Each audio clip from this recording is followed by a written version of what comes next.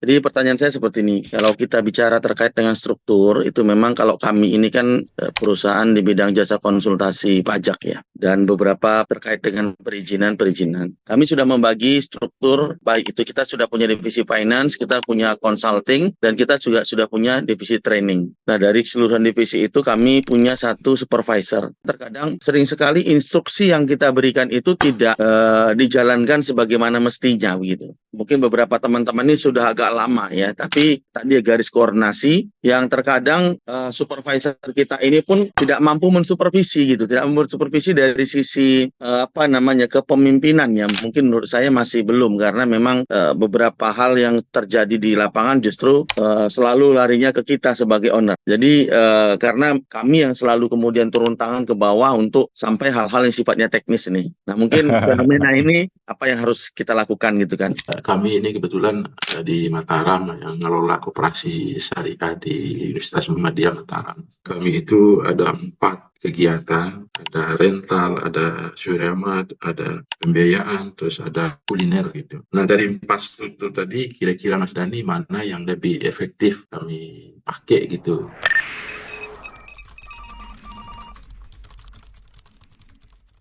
Assalamualaikum warahmatullahi wabarakatuh.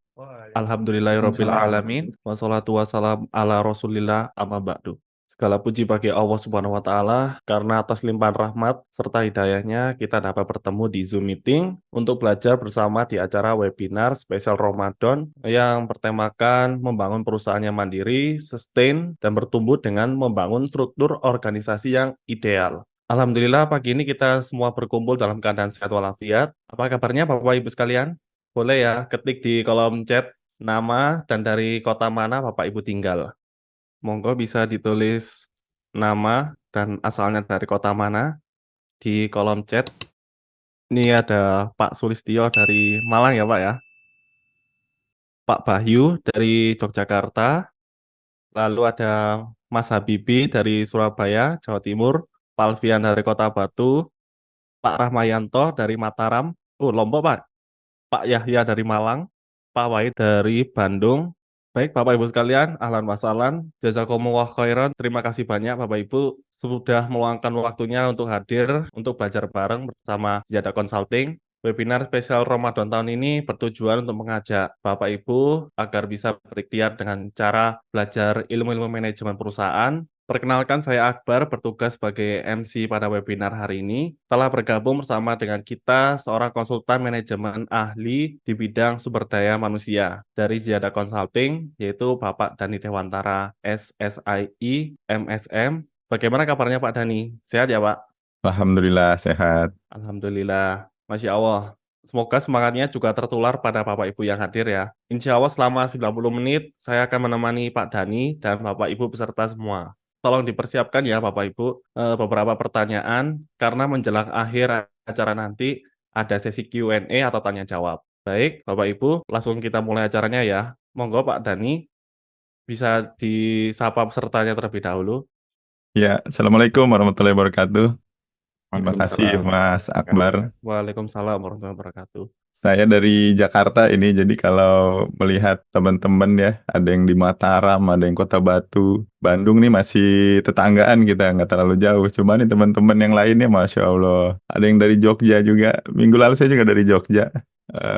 Dari Surabaya, Malang ya, Masya Allah. Terima kasih teman-teman yang sudah bersedia untuk gabung ya. Ini kita mau mulai aja atau ada yang mungkin belum join ini teman-teman yang sudah daftar. Kalau nggak salah kemarin udah cukup banyak ya. Kita sambil nyapa aja nih.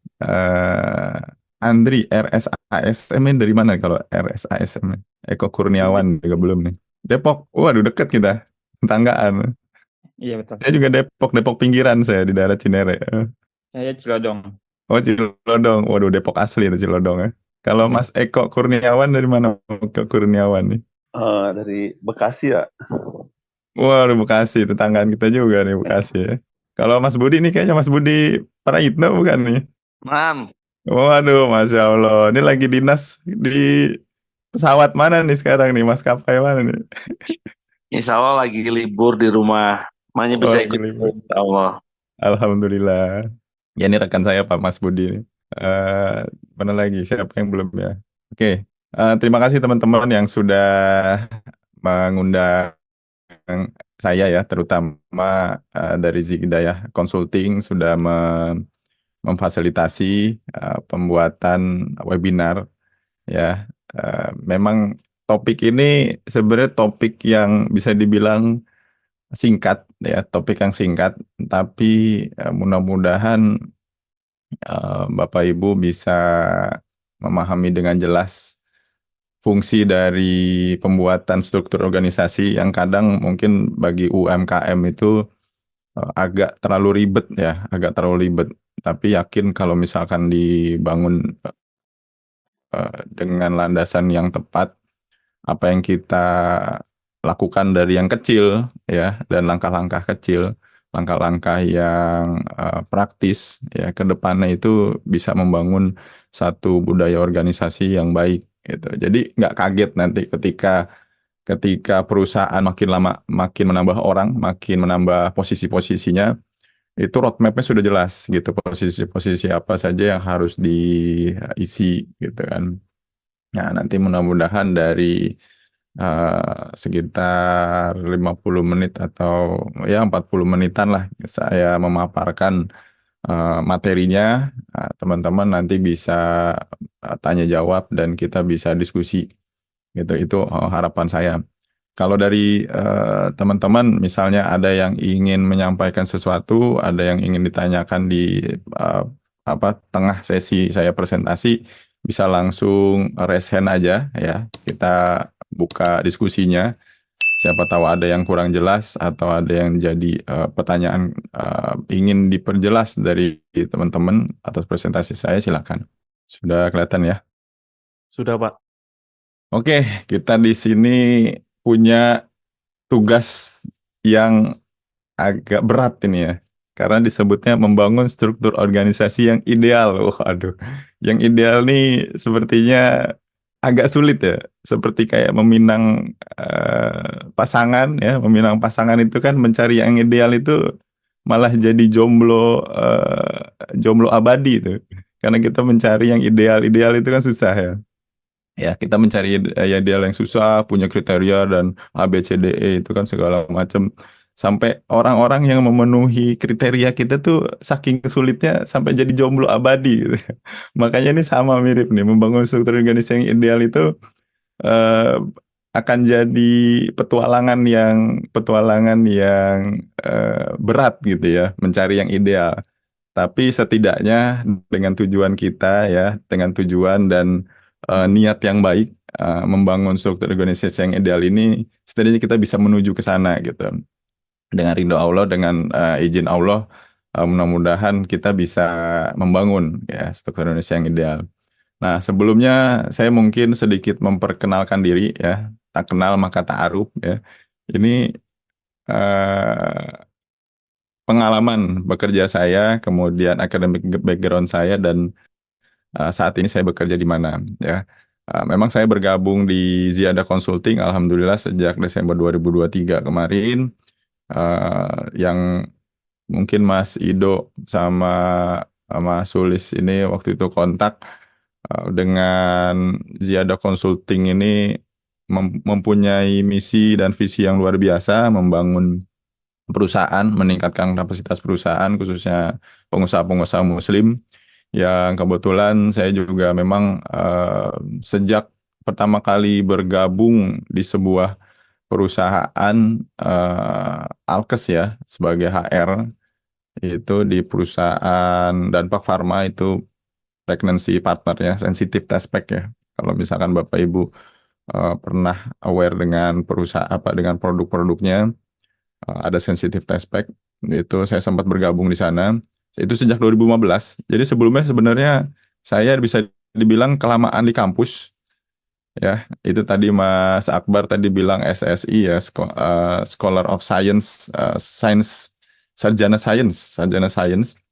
Itu saya sebenarnya 2002 sampai 2007 itu eh, apa namanya, jurusannya itu astronomi. Ini kok astronomi bisa turun bumi gitu ya.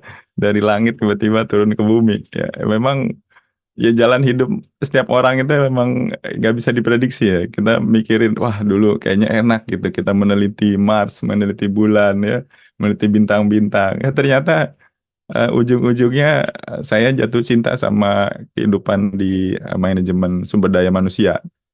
Ya, sewaktu 2007 sampai 2014 memang saya kelamaan di kampus.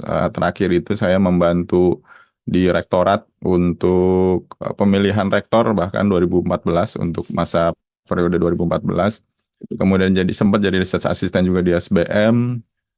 Kemudian juga membantu apa namanya pengembangan learning and teaching-nya di SBM. Nah, ini juga saya sempat masuk jadi junior konsultan. Kalau Bapak Ibu pernah dengar ada Stekpi di Kalibata, dia bertransformasi menjadi Universitas Trilogi. Nah, waktu itu saya sempat membantu di sana juga. Nah, kemudian pengalaman HR saya memang masih baru ya, baru 2015 ya, tepatnya 2015 sampai saat ini memegang beberapa perusahaan ya yang bergerak di dunia distribusi, yang produk-produknya itu mungkin Bapak Ibu sudah familiar. Ada Es Krim Walls ya, ada Sosro, FKS Food, ada Pristine juga, dan ada beberapa produk snacking, cooking dan lainnya gitu ya. Yang memang saya juga tadi sebelum sebelum mulai acara ya, sebelum teman-teman bergabung, saya juga sedikit bercerita tentang dampak dari apa namanya pemboikotan ya, pemboikotan Israel. Masya Allah itu sangat berdampak dan membuat membuat kita juga ikut terkena dampaknya, dan saya berkata itu positif ya, karena positif dunia seakan lebih jelas ya, lebih jelas memperlihatkan siapa yang memang mendukung Israel atau melaknat Israel gitu ya. Sama-sama kita mendoakan untuk kebebasan Palestina ya. Memang Masya Allah ya, kelihatan banget nanti di distribusi, memang sangat kelihatan karena kita tuh langsung ke lapangan ya, langsung ke lapangan mendistribusikan produk-produk ini. Dan memang di Es Krim Walls dan Sosro ya yang berafiliasi dengan McD itu sangat sangat nyambung ya dengan kondisi yang ada sekarang ya. Mudah-mudahan kita nggak ada kontroversi ya, tiba-tiba kita diboikot balik sama pendukung-pendukung sana ya. Tapi nggak masalah, itu nggak akan merugikan kita di dunia maupun di akhirat insya Allah. Nah, kita mulai sama memahami dulu apa sih struktur organisasi ya. Kita sama-sama memahami sebenarnya struktur organisasi itu apa dan mengapa itu penting. Oke. Nah, struktur organisasi ini mengacu pada cara perusahaan. Nah, ini bisa dikatakan cara ya. Perusahaan itu bagaimana mengorganisasikan dan bagaimana karyawan, departemen, dan tugas. Nah, ini 3 elemen penting nih, disusun dan dikoordinasikan. Karena tanpa penyusunan tugas-tugas ya eh, yang dilakukan oleh masing-masing karyawan di perusahaan, kalau tidak dikoordinasikan nanti malah jadi berantakan gitu. Setiap orang bisa melakukan pekerjaan yang sama, nah itu tidak produktif. Nah, dampaknya gimana terhadap kapasitas? Nah, ini memainkan peran penting dalam menentukan kapasitas perusahaan untuk tumbuh dan sukses. Kenapa tumbuh? Karena nanti ketika ada penambahan karyawan, penyusunan tugas-tugas yang baru, ya kita kan inginnya perusahaan makin lama makin bermanfaat ke orang lain, tidak hanya ke kita sendiri sebagai owner misalnya, atau kita sendiri sebagai bos, tapi ingin juga memberikan manfaat ke masyarakat dari sisi produk dan layanannya, dan menjaga kualitasnya, meningkatkan kuantitasnya. Kemudian kita juga bisa menambah lapangan pekerjaan, ya, nambah lapangan pekerjaan buat teman-teman, buat saudara, buat tetangga, buat masyarakat sekitar, ya. Misalkan banyak di Malang, berarti kan meningkatkan eh, peluang ya bekerja di perusahaan kita. Nah, ini artinya dengan struktur organisasi yang yang baik ya, yang kita susun, mudah-mudahan bisa menjadi sebuah perusahaan yang tumbuh dan sukses. Nah, ini ada cerita dan pengalaman di perusahaan saya saat ini ya. Memang namanya membangun perusahaan ini kita kan ya kayak jodoh-jodohan ya. Kita nggak tahu Allah memberikan kita jalannya seperti apa. Nah, di perusahaan saya saat ini memang cukup banyak. Sekarang itu ada jumlah karyawannya di angka 615. Tapi sebelumnya itu sempat kita perusahaannya itu berada di angka 800 karyawan gitu, 800 karyawan. Nah, ini memang berkembang dengan sangat pesat selama 1-2 tahun awal berdiri.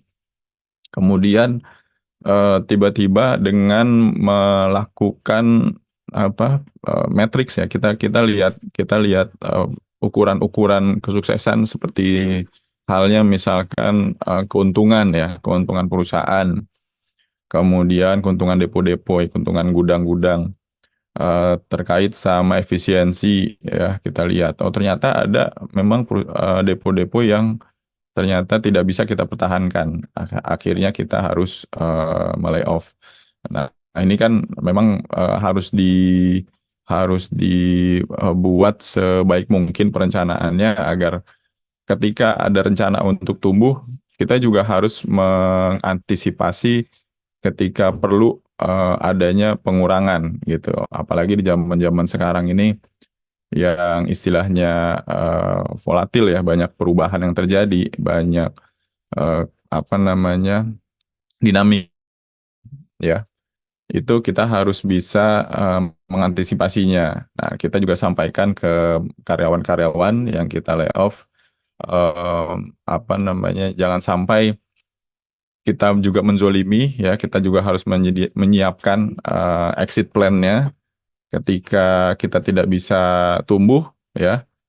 Kalau terlalu berat ya mungkin harus diefisiensikan. Nah, itu tujuannya sebenarnya untuk meningkatkan kapasitas juga. Karena dengan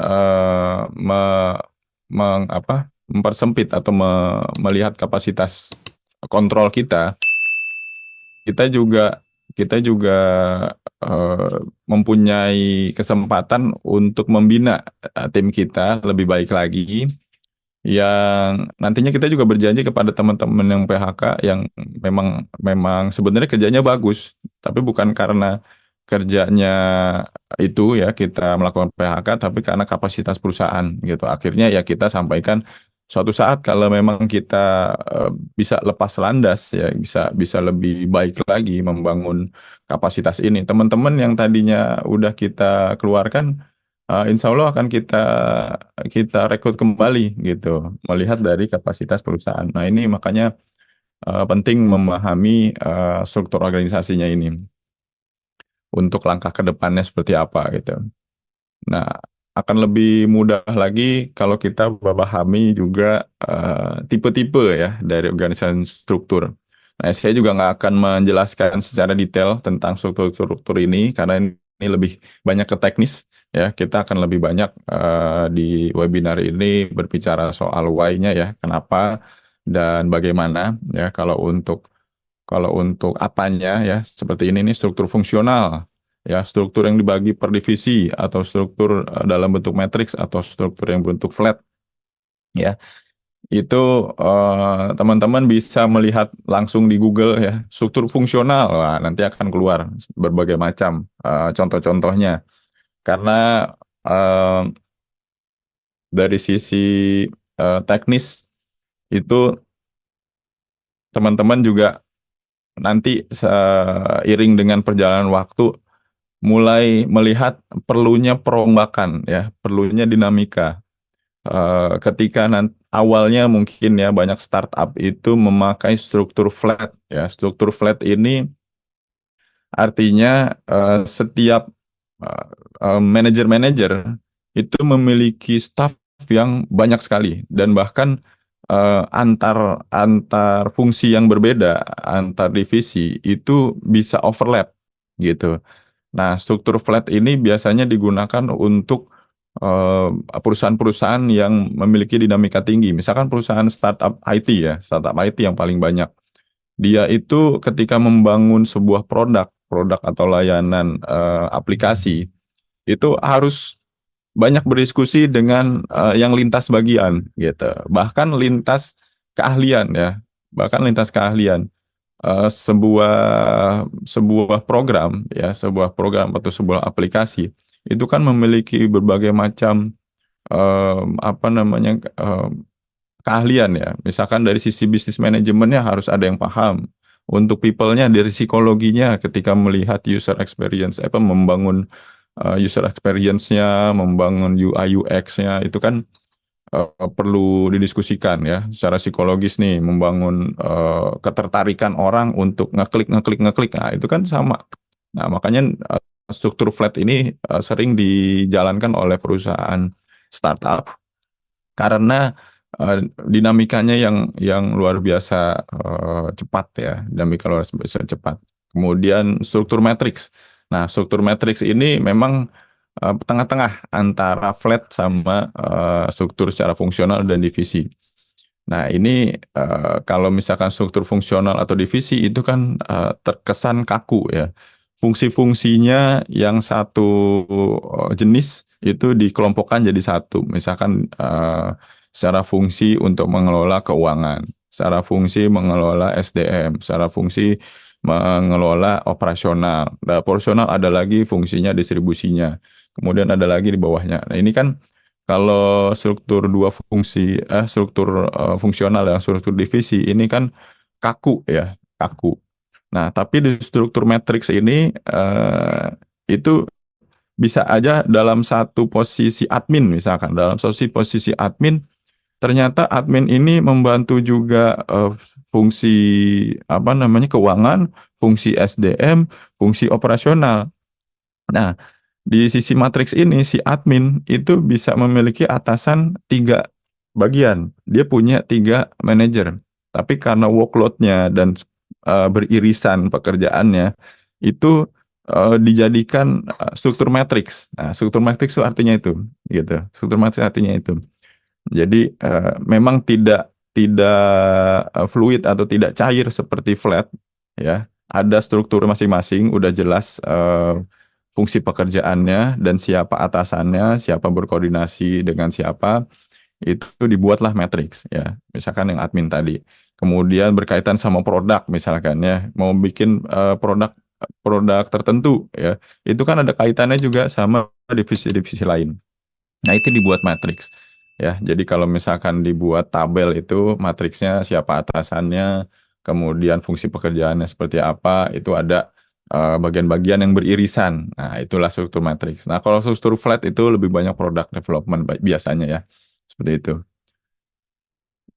Kemudian di sini ada key komponen. Nah, komponen-komponen kuncinya apa aja sih? Ya, ini nanti kita akan bredel ya, kita akan breakdown lebih dalam lagi.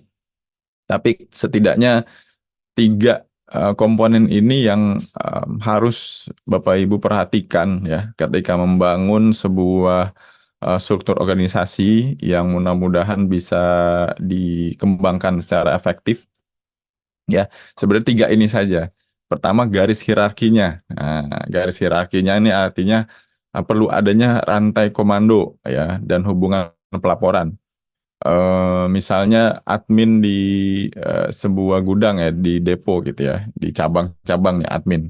Nah, admin ini melakukan apa namanya reportasenya atau membuat laporannya ini ke siapa saja. Kalau dari rantai komando artinya dia perlu bertanggung jawab dan melaporkan pekerjaan secara langsung ke kepala cabangnya gitu, kepala cabangnya. Tapi di satu sisi dia juga harus berkoordinasi dengan bagian keuangan di pusat misalkan terkait sama penyetoran apa namanya setoran harian kayak gitu kan atau mengontrol piutang lancar, piutang yang macet kayak gitu kan itu koordinasi sama pusat gitu. Jadi ada garis putus-putus yang ke pusat, tapi ada juga garis yang jelas ke atasan langsung ke kepala cabang misalkan. Nah, garis hierarki ini memang eh, perlu diperjelas ya. Kadang ketika kita harus menegur karyawan ya, kita harus menegur karyawan. Kalau misalkan udah punya beberapa cabang, kita yang di pusat itu kan agak sulit untuk menegur secara langsung. Kita mungkin punya datanya, oh ini si karyawannya terlambat sekian hari ya. Kita nggak tahu apa yang terjadi menyebabkan keterlambatan si karyawan ini bekerja. Yang kita tahu kan hanya datanya saja, tapi yang secara langsung bisa mengetahui kondisi dari karyawan itu adalah kepala cabangnya langsung gitu, yang memperhatikan secara fisik bagaimana tingkah perilaku si karyawan ini ketika bekerja. Nah, ini garis hierarki ini memberikan otoritas, memberikan pertanggungjawaban ke orang-orang yang menjadi garis hierarki yang tegas gitu ya.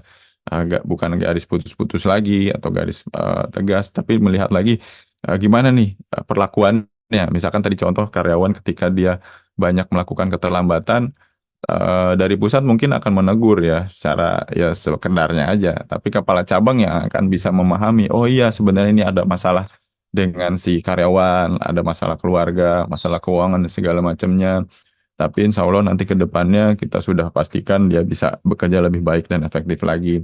Nah ini kalau tidak ada garis hierarki yang jelas, masalah-masalah yang kecil yang saya seringkali mengatakan masalah kecil itu di sebuah perusahaan itu kadang menjadi sebuah puncak gunung es ya, puncak gunung es yang kecil itu menyembunyikan masalah yang besar gitu, menyembunyikan masalah yang besar di bawah laut yang nggak kelihatan gitu kan.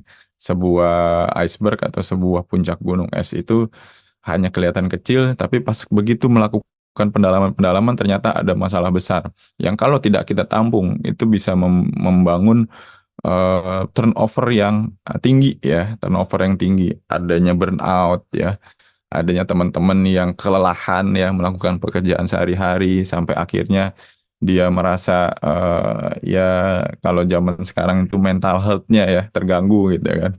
Eh, Makanya jadi burnout gitu. Nah, kayak gitu-gitunya kadang kita harus peka ya.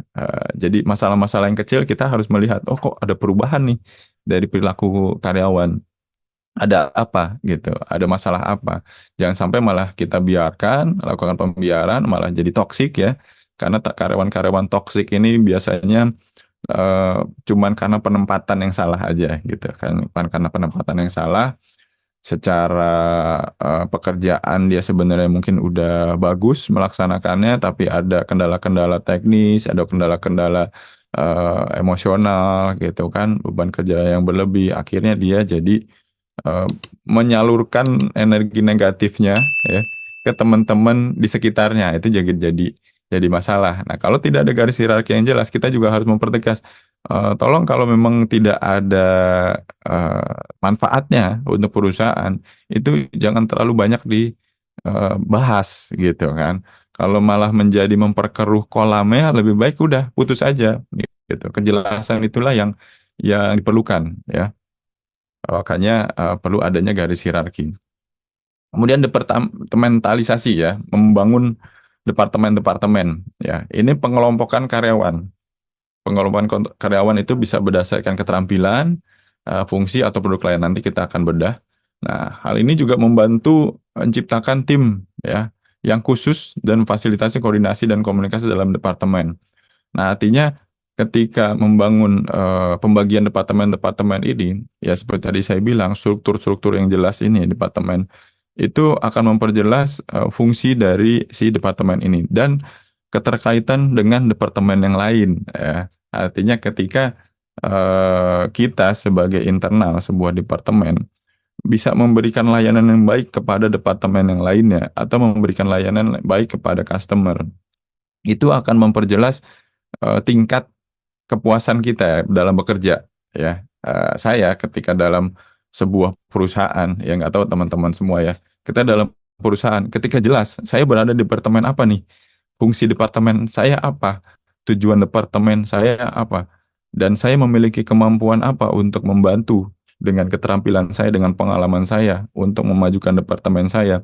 Nah, ini akan mengerucut juga ke atas gitu. akan membangun satu fondasi yang kuat untuk mendukung tujuan perusahaan strategis yang ingin dicapai gitu. Nah, kalau nggak ada departemen ini, mungkin di awal-awal kita akan banyak mempertanyakan, loh kok si ini melakukan hal yang sama dengan saya, kok keterampilan saya nggak dipakai gitu kan. Pertanyaan-pertanyaan ini juga akan membangun sebuah burnout ya. Makanya nih burnout ini memang harus diminimalisir. Jangan sampai kita datang jam 8 misalkan sampai sore, kita hanya banyak mempertanyakan kenapa begini, kenapa tidak seperti ini, kenapa tidak seperti ini. Ini yang akan jadi membebani pikiran karyawan-karyawan kita. Itu makanya pembangunan kelompok-kelompok ini juga harus dibangun di awal. Nah, kemudian yang ketiga sebagai key komponennya itu adalah mekanisme koordinasi. Nah, ini mau seperti apa gitu? Pembagian pekerjaannya seperti apa? Rutinitasnya seperti apa? Gitu. Bagaimana membangun kolaborasi antar fungsi, membangun kolaborasi antar departemen, dan bagaimana tim bekerja sama untuk mencapai tujuan bersama. Nah, ini tiga tiga komponen ini, Bapak Ibu, yang sebenarnya perlu kita pahami bersama sehingga struktur yang kita buat itu bisa bisa membentuk sebuah budaya perusahaan ya, budaya perusahaan yang enak gitu, yang jelas ya. Saya juga pernah dengar mayoritas karyawan keluar ya, mayoritas karyawan keluar itu bukan karena gaji, Bapak Ibu. Ya, bukan karena gaji, tapi justru karena eh, ketidakjelasan ya, ketidakjelasan dan ya memang bisa dibilang ya mental health-nya ya, balik lagi kesehatan mental. Karena dia berada di posisi yang tidak jelas, terus atasannya juga menuntut tidak jelas ya, tidak ada pembimbingan. Nah, ini karyawan-karyawan juga mengalami burnout. Nah, makanya dengan adanya struktur organisasi yang lebih baik, membangun garis hierarkinya, pembagian-pembagian departemennya, bagaimana kita berkoordinasinya. Ini tiga elemen ini ketika dilakukan dengan baik, insya Allah akan memperkecil ya kemungkinan akan ada turnovernya. Kalau memang si karyawannya kita lihat berkemampuan ya, memiliki kemampuan dan memiliki potensi untuk membangun budaya kerjasama, budaya perusahaan yang baik. Kalau ternyata karyawannya tidak memiliki kemampuan yang baik atau tidak memiliki attitude yang baik, ya udah silakan aja dikeluarkan atau dia keluar sendiri gitu ya. Itu akan menjadi seleksi juga gitu ya. Nah, kita memang membangun struktur organisasi, kita lihat seperti apa, itu kita juga memilih orang-orangnya gitu. Siapa yang pantas untuk dinaikkan jabatan, siapa yang pantas untuk diberi penambahan beban kerja ya, menambah lagi karyawan di bawahnya seperti itu balik lagi akan ada seleksi-seleksinya. Nah, kita coba uh, Bredel itu apa ya, kita breakdown ya, kita pecah satu-satu dari key komponen ini. Pertama, kita kita bahas garis hierarki. Nah, tadi yang saya sebutkan tentang kejelasan tentang fungsi dan peran ini yang kadang membuat karyawan itu eh, stres ya, burnout atau mental health ya istilahnya. Ya. Mental health-nya ini terganggu ya. Nah, tanpa adanya kejelasan dengan fungsi dan perannya, itu karyawan seperti layangan putus saja gitu, main kejar-kejaran aja sama anak-anak gitu ya. Kita lihat, wah ada layangan putus kejar ke sana, ada layangan putus lagi kejar lagi ke sana gitu kan. Hanya hanya hanya membuat lelah kita gitu untuk memperjelas. Makanya jangan sampai waktu kita bekerja dari 8 sampai 5 misalkan ya, itu hanya mempertanyakan atau hanya melakukan pekerjaan-pekerjaan yang bukan pekerjaan intinya, tapi justru mencari kejelasannya gitu. Jangan sampai seperti itu. Nah, siapa yang perlu kita tanyai kalau misalkan kita nggak jelas? Nah, inilah fungsi dari garis hierarki. Pastinya saya akan nanya ke atasan saya ketika saya bergabung kan. Ketika saya bergabung, saya akan nanya ke atasan saya yang langsung, yang menggunakan hasil pekerjaan saya gitu. Apakah dengan pekerjaan yang saya lakukan ini bisa membantu atasan gitu. Kita tanyakan langsung ke atasan kita. Makanya di situ akan ada kejelasan. Nah, misalkan kita punya teman kerja juga lain dalam satu divisi, kita juga akan mempertanyakan, oh kamu kerjanya apa gitu. Saya kerjanya ini, kamu kerjanya apa gitu kan. Nanti ke atasan kita seperti apa koordinasi pembagian peran ya ke tim kita, itu juga akan membuat produktivitasnya juga menurun di tim kita. Makanya pembagian-pembagian pekerjaan ya membuat flow prosesnya itu harus jelas. Habis si A ini melakukan pekerjaan, ini lanjut ke B ya, gitu kan. Kan ngomong seperti ini, oh kamu bisa punya kemampuan di bidang ini. Nanti setelah kamu melakukan ini, tolong dioper ke B misalkan. Ya kayak gitu. Ini kan ada kejelasan antar bagian, antar si karyawan. Nah, kemudian fungsi yang kedua adalah akuntabilitas ya. Ketika sudah jelas peran dan fungsinya, jelas tugas wewenangnya, itu kita juga akan lebih mudah meminta pertanggungjawaban. Secara accountability-nya ketika ada kesalahan, ketika harus ada yang diperbaiki, siapa yang harus memperbaiki gitu. Saya ada dua kaidah ya. Misalkan ada masalah yang datang, itu harus dilihat corrective action-nya sama preventive action ya. Pertama, bagaimana kita mengkoreksinya ya, jangan sampai masalah yang ada itu tidak di close ya, tidak diselesaikan. Ini nanti malah jadi nambah masalah lagi. Nah, siapa yang harus bertanggung jawab melakukan koreksi ini ya? Itu harus jelas, akuntabilitasnya jelas. Nah, kemudian preventifnya bagaimana gitu, mencegah lagi biar tidak masalah muncul yang sama ya. Ya kan seperti keledai itu kalau misalkan jatuh itu selalu di lubang yang sama. Nah, kita kan bukan keledai. Kita tahu itu ada lubang. Bagaimana caranya kita mencegah tidak jatuh lagi ke lubang yang sama. Nah, itu makanya preventive action. Nah, dengan adanya hierarki yang jelas, ya, kita bisa mengecek akuntabilitasnya, gitu. Menjaga akuntabilitasnya biar ke depannya tidak ada masalah-masalah yang muncul. Yang sama ya. Ya, pasti kalau dalam satu kehidupan kan masalah pasti ada ya. Tapi yang penting gimana caranya kita mengatasinya, memberikan solusi. Dan orang-orang yang memang bermasalah, ya kalau memang sudah tidak bisa dipertahankan lagi ya mohon maaf, mungkin harus dibinasakan seperti itu kan. Nah ini juga kalau memang masih bisa dibina, ya kita bina. Gitu. Itu akuntabilitas juga pengaruh ke situ juga. Nah kemudian yang ketiga fungsinya adalah jenjang karir dan peluang yang prospektif ya. Artinya ketika ada garis hierarki yang jelas dari level manager ke asisten manager ke supervisor ke junior supervisor atau ke asisten pelaksana misalkan atau ke pelaksana. Nah, ini kan ada tingkatannya. Nah, garis hierarki yang jelas itu memberikan gambaran ke teman-teman yang bekerja di perusahaan dengan dengan memperjelas si karyawan itu melihat, oh, saya kalau bekerja dengan baik itu bisa jadi saya akan menggantikan atau memposisikan diri menjadi manajer, menggantikan manajer saya ketika manajer saya nggak ada misalkan, atau ketika supervisor saya nggak ada, atau nggak ada posisi supervisor nih tadinya, gitu.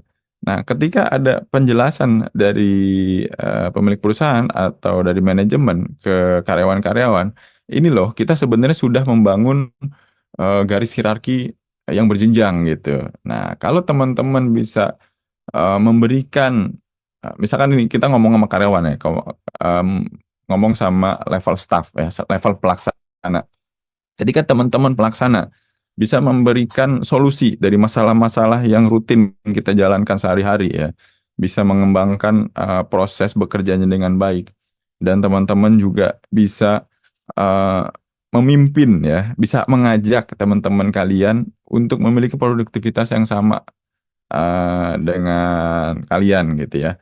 Itu memberikan peluang untuk naik level gitu. Artinya manajemen akan bisa mempercayai teman-teman pelaksana yang tadinya staff itu menjadi supervisor gitu.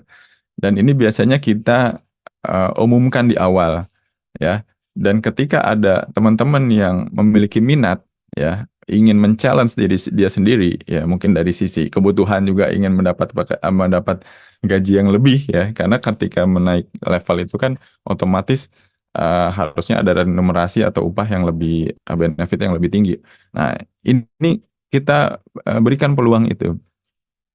Untuk level supervisor misalkan, kalian bisa memberikan solusi, bisa mengkomunikasikan ke timnya, dan bisa dilaksanakan. Nah, ini artinya naik level supervisor. Naik lagi ke level manager. Ya, gimana supervisor ketika dia bisa memberikan saran, gini loh strateginya untuk pelaksanaan yang lebih baik mencapai tujuan dari perusahaan gitu, membangun report yang baik ke manajemen gitu, memberikan data yang lengkap ke manajemen untuk memberikan keputusan yang tepat. Nah, ini kan fungsi manajer ya. Ketika level supervisor berbicara soal pelaksanaan, ketika level manager itu memberikan strategi, ini kan artinya ada jenjang karir ya, peluang juga untuk naik tingkat lagi gitu. Dan bahkan ketika level manager dia sudah bisa memberikan satu apa ya, role model ya, menjadi eh, karyawan yang baik, manajer yang baik, memberikan visi yang jelas untuk departemennya. Nah, ini kan juga juga ada peluang untuk jadi direksi. Nah, ini kan artinya secara jenjang karir dan secara jenjang karir juga akan memperjelas dengan adanya garis hierarki. Nah, seperti itu.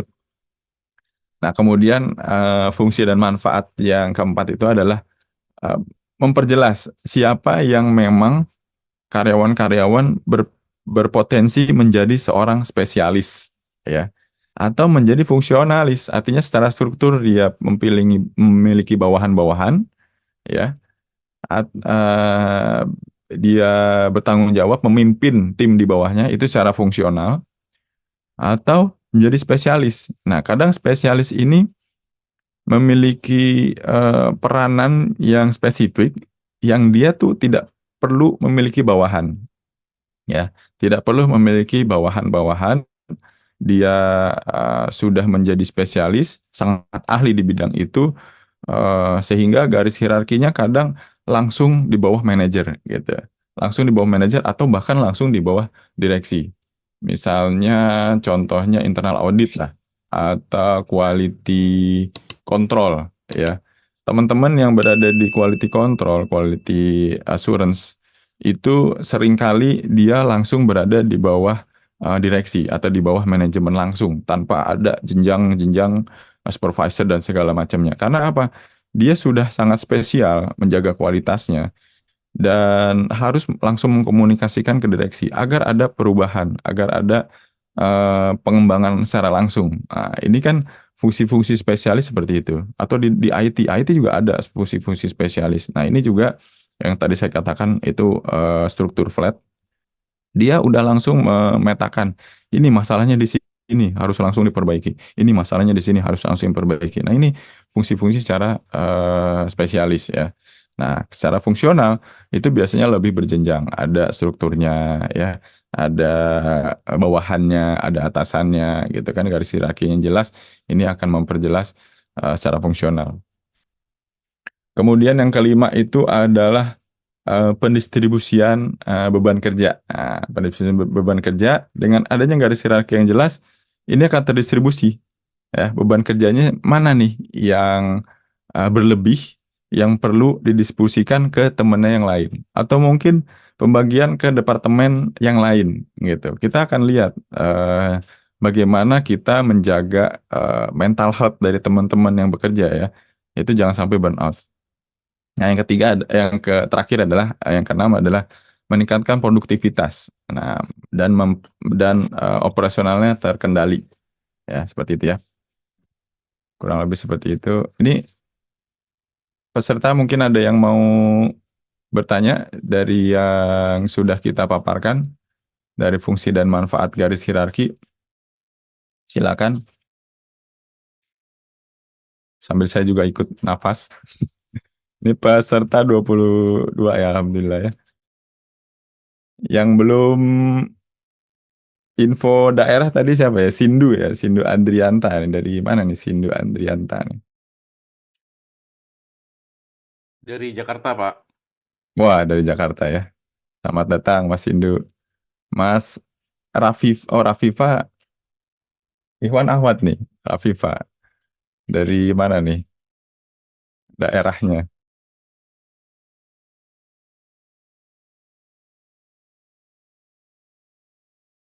Mungkin bisa di chat kali, kalau malu ya. Atau Hersona Bangun dari mana Hersona Bangun?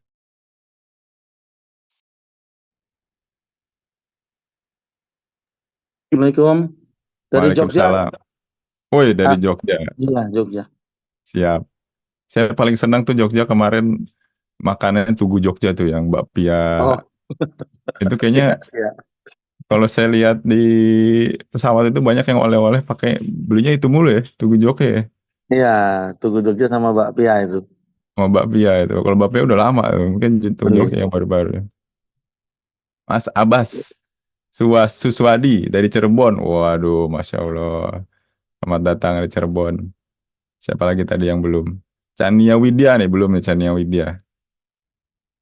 Dari daerah mana nih? Tadi teman-teman sebelumnya ada yang dari Bandung, Mataram, dari Batu, Surabaya, Malang. Masya Allah. Dari Depok juga tadi ya. Dari Bekasi juga. Dari Malang, waduh mantap ini. Ini basisnya memang Ziyadah Consulting ya. Ya, kalau boleh tahu nih teman-teman punya fungsi dan peran apa nih ya di perusahaan ya? Mungkin kebanyakan owner-owner ya, Ziko ya. Coba diketikin di kolom chatnya. Teman-teman ini punya posisi apa di perusahaan? Kita bahas dulu di satu key komponen ini ya untuk garis hierarki. Owner, waduh kan mantap tuh kan. Saya juga prediksi ini banyakkan owner nih jangan-jangan nih, Ziko nih. Silakan yang lain. Owner dari bisnis sendiri, karyawannya satu orang ya, kita sendiri. Kadang begitu ya. Kalau mau jadi cepet CEO, ya CEO yang cepet itu cuman butuh modal 2 juta Om. Ya, bikin aja PT pribadi. PT pribadi terus akta perusahaan ya kan. Itu ngeluarin 2 juta juga udah cukup ya pendaftaran ke pendaftaran ke mana namanya di Perindak atau kemana. Itu jadi tuh jadi owner ya. Supervisor digital marketing, wes mantap. Yang lainnya ada posisi apa? Ivanka, saya sedang merintis usaha badan baku jamu. Wih, mantap ini calon apa namanya pengganti perusahaan-perusahaan jamu yang sekarang ya. Sekarang emang lagi banyak ya jamu-jamu tradisional. Bentuk tim dulu apa dulu? Nah, nanti kita jawab ya. Monggo, monggo. Perusahaan konsultan, tempat belajar terus buat sendiri. Wes. Coba yang lain. Admin finance pada nih. Siap, Pak Yahya. Siapa lagi posisi apa lagi nih? Manajer koperasi di salah satu kampus di Mataram. Wih, keuangan dan digital marketing. Oh, ini Mas Abbas, hierarki sebagai owner, merangkap keuangan dan digital marketing manager. Mantap itu. Mas Abbas gimana Mas Abbas? Posisinya gimana tuh? Coba kalau mau buka mic Ya, atau Assalamualaikum warahmatullahi wabarakatuh. Waalaikumsalam warahmatullahi wabarakatuh. Ya, Alhamdulillah bisnis keluarga, Pak. Jadi ya saya bagian untuk yang memasarkan, terus juga bikin laporan keuangannya selama setiap hari merekap gitu. Waduh, Bagian bidangnya produksi apa Pak? baru orang tua Jualannya apa? Jualannya apa Pak? catering, Pak. Oh, catering ya. Iya. Siap. Mantap.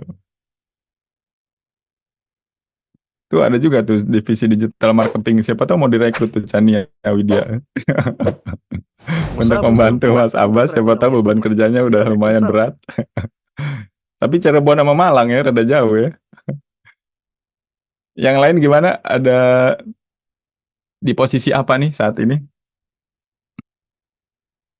Dari Pak Ramayanto mungkin, Mas Andri, Mas Ivanka, Mas Habibi. Owner penyedia jasa driver untuk ekspatriat. Mantap, mantap, mantap. Mas Indu dari mana tadi daerahnya? Dari Jakarta, Pak. Oh, Jakarta. Iya, iya, iya, iya. Bener ya, banyak emang ekspatriat ya ini. Lumayan, Pak. Oke, yang lain dari mana lagi posisinya? Mas Habibi mungkin? Habibi Salman Al-Farisi. Mantap banget ini namanya.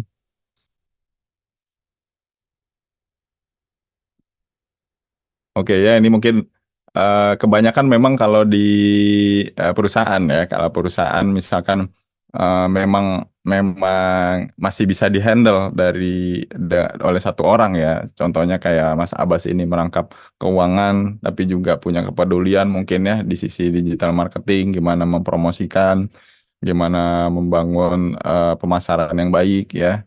Karena kan ujung-ujungnya kita juga tahu ya. Ini saya juga berkaca melihat dari diskusi sama teman-teman di bagian keuangan, itu kadang keuangan itu pusing ya. Pusing kalau lagi nggak ada uangnya. Kita harus membiayai berbagai macam beban-beban biaya, tapi nggak ada uangnya. Dan ini memang kebanyakan agak gregetan juga. Wah, ini harusnya nih bisa lebih baik nih memasarkannya gitu. Oh, ini lebih tepatnya ke sini nih. Itu juga apa ya dengan kepedulian yang tinggi di sebuah perusahaan keluarga misalkan, itu otomatis dia juga ingin terlibat ya untuk menumbuhkan kapasitas perusahaannya itu. Nah, tapi ada di satu titik ketika nanti beban pekerjaan yang terlalu berat ya, itu memerlukan ada bawahan ya, memerlukan ada tim ya. Tergantung sama kapasitas kita, kapasitas owner itu menggaji ya. Misalkan, oh saya belum bisa nih menggaji nih. Nah kita bisa menyiasatinya itu dengan outsource misalnya. Ya, misalkan kita berpartner dengan sebuah agensi digital marketing atau bermitra dengan tim penjualan yang freelance ya. Artinya kita berikan tambahan uang untuk teman-teman yang siap yang Mohon menghasilkan maaf Pak omset. Dani, Ya. Siap. untuk mempersingkat waktu bisa langsung ke materi 2 Pak Dani. Jam berapa nih? Oh iya 9.25 ya. 9.25. Siap. Siap. Makasih Mas Akbar diingetin ya. Sama-sama Pak Dani.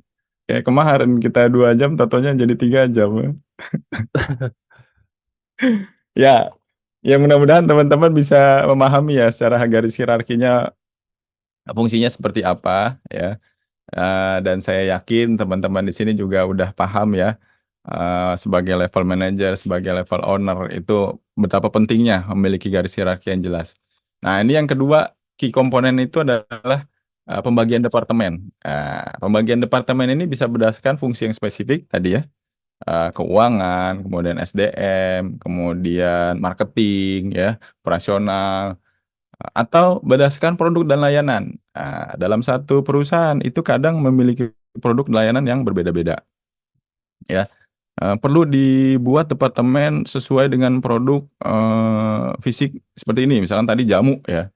Siapa tadi yang punya jamu?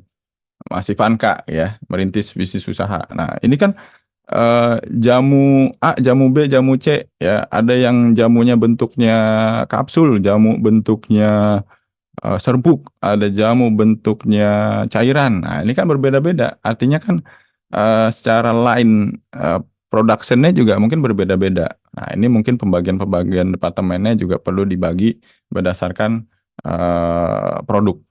Ya, Kemudian layanan, ada yang digital marketing, ada yang offline, ya, ada yang canvassing, gitu. Marketing aja bisa dibagi-bagi tuh, gitu kan, sesuai sama layanan. Nah, kemudian yang ketiga ada jenis pelanggannya. Pelanggan apa nih? Yang online, ya.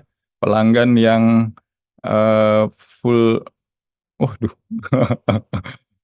perlu perlu apa namanya touch langsung ke timnya, ya. Perlu ke customer langsung, gitu kan. Customernya juga berbeda-beda gitu. Ada yang VIP, ada yang apa namanya direct selling, ya, seperti itu. Kemudian lokasi geografis, ada yang dibikin di Malang, ada yang dibikin di Jogja, ada yang dibikin Surabaya, ada yang dibikin di Bekasi. Nah, ini juga lokasi strategis. Nah, ini juga proses operasional juga sama. Tadi seperti line manajernya memiliki produksi A, B, C. Nah, operasional mungkin berbeda-beda. Nah, ini manfaatnya apa? Yaitu efisiensi, ya. Nah, kenapa dibuat departemen? Ini biasanya berkaitannya sama pengelolaan anggaran, ya. Nggak mungkin owner itu harus touch langsung ke anggaran departemen, misalkan departemen marketing gitu. Harus ngeliatin. Nah, contohnya ini sales nih. Sales banyak banyak celahnya juga kadang. Dia nggak mungkin si owner ini memeriksa secara langsung ke sales yang menyebar di lokasi-lokasi yang ada. Nah, dengan adanya departemen-departemen ini juga akan memberikan pertanggungjawaban. Oke, departemen marketing memiliki anggaran sekian untuk promosi. Departemen SDM sudah memiliki anggaran untuk penggajian, untuk memberikan benefit atau memberikan apa namanya, menambah kompensasi atau bonus kayak gitu kan. Nah, ini juga mengendalikan anggaran. GA juga ya di sisi pembelian bahan baku dan segala macamnya. Nah, ini manfaatnya Bapak Ibu ya, pembuatan departementalisasi. Nah, ini mungkin terlalu apa namanya, banyak ya. Jadi ini saya membuat membuat eh, satu pemetaan. Ya, ini bisa dibilang mekanisme koordinasinya seperti ini nih, perencanaan dan pengaturan, ya, memperjelas representasi dari apa yang dikerjakan, kemudian pembagian peran, ya, membangun rutinitas, membangun kedekatan, ya. Ini saya ngambilnya dari sebuah jurnal sebuah tulisan dari ini ya, Auguste Gerardon Becky, BET ya 2009. Ini membuat koordinasi dalam sebuah organisasi ya, gimana kita bisa membangun integritas membangun integrasi antar fungsi-fungsi ini. Nah, ini bisa dilihat mekanisme-mekanisme koordinasi ini memberikan fungsi kepada akuntabilitas ya, predictabilitas dan pemahaman umum ya di grupnya atau di organisasi. Dengan perencanaan dan aturan yang jelas, kita membangun kesepakatan. Dengan objek dan representasi yang jelas, kita membagi informasi, menciptakan perspektif yang sama. Ini teman-teman kita share aja materinya, silakan di share. Nanti saya kasih PDF-nya di Ziko ya. Nanti teman-teman yang akan share. Kemudian ini juga pembagian peran juga ini memperjelas substitusi. Ini substitusi maksudnya apa? Ketika ada yang tidak menjalani pekerjaan dengan baik, melakukan perannya, artinya kita bisa menggantinya, gitu ya, substitusi maksudnya ke sana. Nah, ini juga menciptakan perspektif yang sama. Nah, ini juga ya, seperti ini. Kemudian, ini juga secara singkat saya sampaikan, perlunya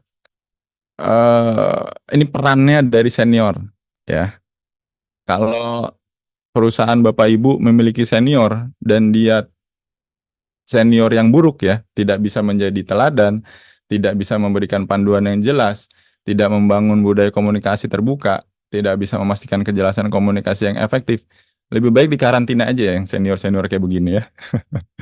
Jangan terlalu banyak diberikan peran di tim ya, karena nanti akan jadi satu toxic culture gitu ya. Karena kalau seniornya aja kayak begitu, ntar tim-tim junior yang baru bergabung itu bisa aja mencontoh, oh kayak begitu. Kalau mau jadi sukses di sini, bertahan lama di sini seperti itu. Nah, jangan sampai kayak begitu. Gitu. Makanya ini harus jelas. Pentingnya role dari seniornya. Nah, strateginya bagaimana? Nah, bagaimana caranya kita merampingkan proses, jangan terlalu ribet, ya. Mengoptimalkan alokasi sumber daya, jangan terlalu boncos, jangan terlalu eh, gembar-gembor dengan biaya. Oh, nggak masalah biayanya begini untuk potensi pendapatan ke depannya seperti apa. Enggak, jangan. Gitu. Justru kita harus mengoptimalkan alokasi sumber daya yang ada. Jangan semena-mena misalkan oh departemen saya membutuhkan orang banyak nih. Nah, tanpa adanya workload analisis dan adanya analisa yang lebih dalam, kita rekrut aja, rekrut aja, rekrut aja. Ternyata malah jadi kerugian buat perusahaan. Ujung-ujungnya malah jadi efisiensi lagi. Nah, itu juga tidak optimal.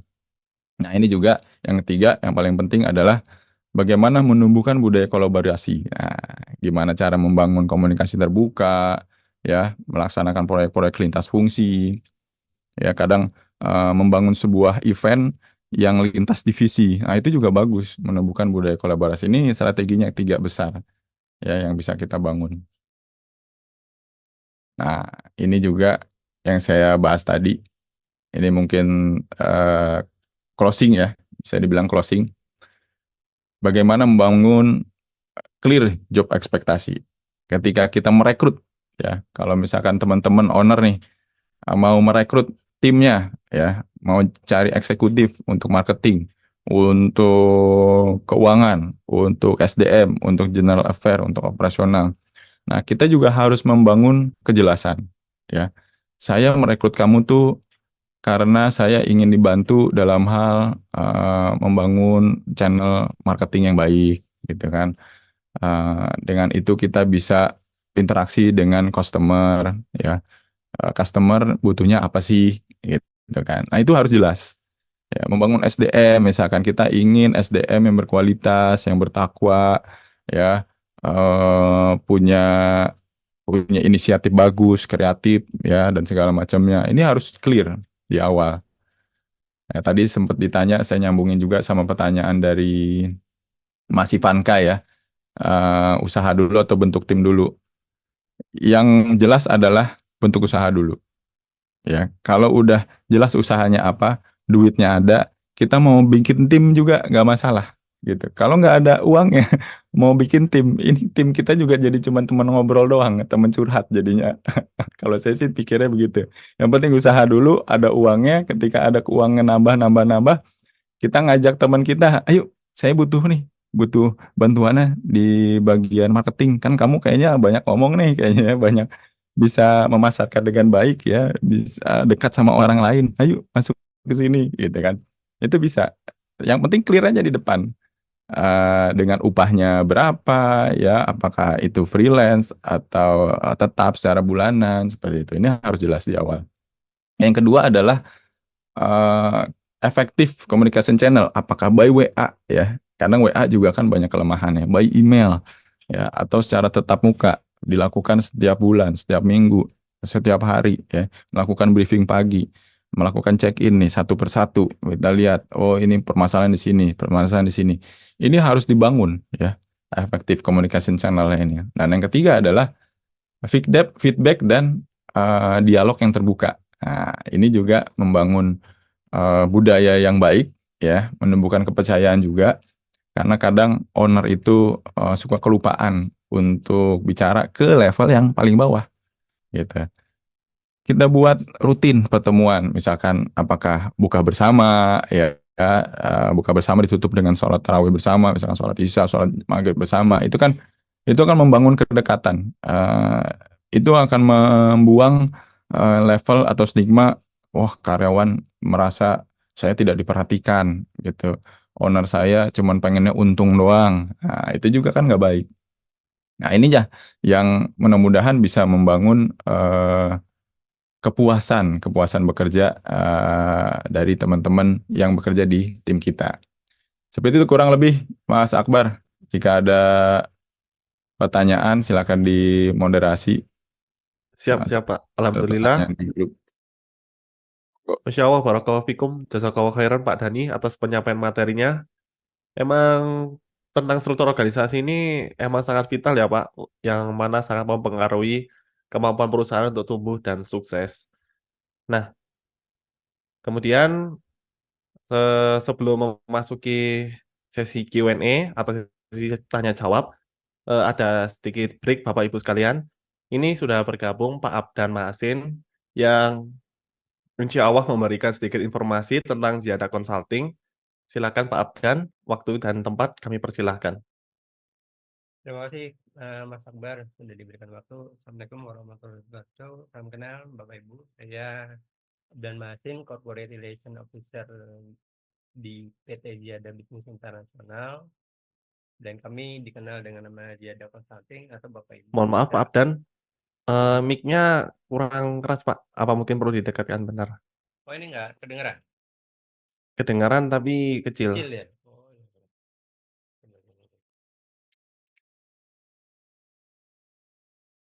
Tes. Masih? Nah, sudah. Oh, udah. Sampai mana tadi? Saya Abdan Masin, Bapak Ibu, salam kenal. Saya Corporate Relation Officer dari PT Ziyadah Business International. Bapak Ibu mengenalnya dengan Ziyadah Consulting. Atau bisa juga kami dipanggil dengan Jiko, Bapak Ibu. Sebelum saya jelaskan tentang Ziyadah Consulting, boleh diketik di kolom chat. Bapak Ibu tahu informasi webinar hari ini dari mana ya? Dari Instagram, atau dari status WhatsApp, atau ada yang japri, atau seperti apa? Boleh ya? Diketik dulu di kolom chat, biar saya juga tahu. Oh, dari Instagram Pak Sindu, alhamdulillah. Dari WhatsApp, Instagram, alhamdulillah. Terima kasih Bapak-bapak sudah. Ya ini Rafifa. Oh, mungkin mau bertanya kali ya. Ditunggu sebentar ya Bu. Jadi Bapak Ibu, kami ini perusahaan konsultan manajemen pendamping pengusaha Muslim. Izin saya share ini dulu ya. Saya share screen sebentar aja. Ini kelihatan nggak?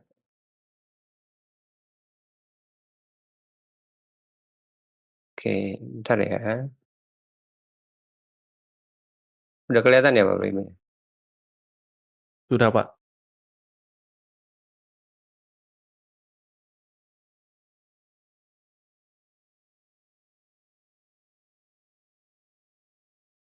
Jadi kami ini memang perusahaan konsultan manajemen pendamping pengusaha Muslim. Salah satu misi kami mempunyai misi mendampingi bisnisnya pengusaha Muslim agar berikhtiar secara efektif dan efisien menjadi perusahaan besar dengan sistem manajemen dan tim profesional yang juga mengedepankan syariat. Sejalan dengan misi tersebut, layanan utama kami Bapak Ibu itu ada Ziko Transform atau program pendampingan transformasi bisnis. Untuk mewujudkan misi tersebut, alhamdulillah kami juga didukung oleh Ustadz Pembina dan konsultan yang ahli di 5 pilar, ada penjualan, pemasaran, operasional, sumber daya manusia, dan keuangan. Untuk layanan kami lainnya, Bapak Ibu bisa mengakses di website kami ini ya, www.ziyadah.co.id. Nanti ini tampilan websitenya seperti ini, Bapak Ibu. Nanti diklik aja di model solusi. Ini layanan-layanan kami lainnya. Nah, ini ada juga salah satu layanan yang gratis untuk mengecek fase bisnis Bapak Ibu saat ini ada di mana. Nah, fungsinya apa? Agar kami bisa bantu menentukan strategi pengembangan yang efektif dan efisien. Nanti insya Allah ada saran dan rekomendasi dari konsultan yang sudah mengetahui data-data yang Bapak Ibu isi di s.id di /cek-up ini ya Bapak Ibu. Kenapa kami mengajak Bapak Ibu untuk mempelajari ilmu-ilmu manajemen? Karena kita ketahui ya Bapak Ibu, jika mempelajari ilmu dari sumber yang terbaik, dengan cara yang terbaik, insya Allah di usahanya Bapak Ibu itu akan dikelola secara profesional. Dan tentunya jika bisnis itu sudah dikelola secara profesional, nantinya kita melakukan ibadah juga jadi jauh lebih tenang. Sepakat ya Bapak Ibu ya. Nah, kami Ziyadah Consulting mengajak Bapak Ibu, mari berjuang bersama menjadi pengusaha Muslim kuat untuk perekonomian umat. Jika Bapak Ibu memiliki pertanyaan seputar permasalahan bisnis di 5 pilar tadi, sumber daya manusia yang hari ini jadi pembahasan, penjualan, pemasaran, atau keuangan atau operasional bisa menghubungi kami di layanan ini ya, WhatsApp. Di admin nanti insya Allah akan membalasnya. Mungkin itu aja Mas Akbar yang bisa saya sharing. Apa ada yang ditanyakan Bapak Ibu? Mungkin satu pertanyaan. Jika tidak ada, saya kembalikan ke Mas Akbar. Masya Allah, Terima barakallahu kasih ya, fikum. Mas Akbar. Jazakallah khairan Pak Abdan untuk informasinya. Terima kasih. Baik, untuk Bapak Ibu sekalian yang mau bertanya, silakan bisa menggunakan fitur raise hand atau mengetiknya di kolom komentar grup chat. Ini sepertinya Bu Rafifa udah dari tadi nih mau bertanya Pak Dani. Monggo Bu Rafifa, kalau mau bertanya bisa dinyalakan cam-nya. Terus apa pertanyaannya ke Pak Dani? Silakan. Nggak usah cam juga nggak apa-apa nih Mbak Fitri. Oh iya ya, Langsung aja. ya Open silakan mic. Bu. Asal open mic-nya jangan nyanyi malah nih. Bertanya boleh. Silakan Bu Rafifa.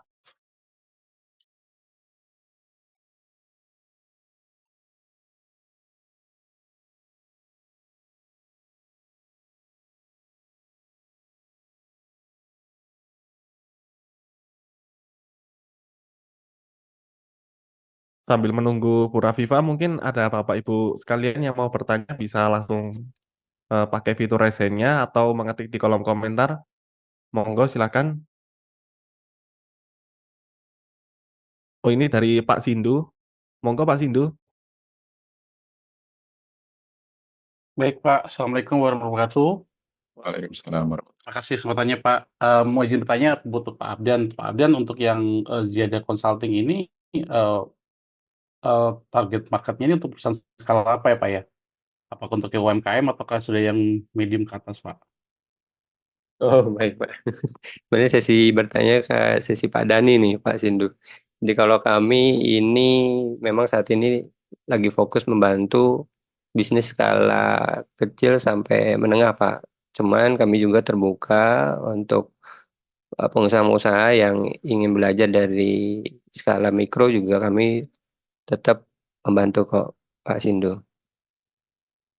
Seperti itu. Mungkin kalau untuk lengkapnya Pak Sindu bisa nanti langsung chat ke nomor admin tadi.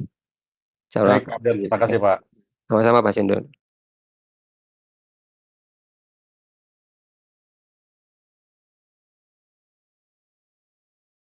Baik, bagaimana Bu Rafifa? Apa sudah siap Bu?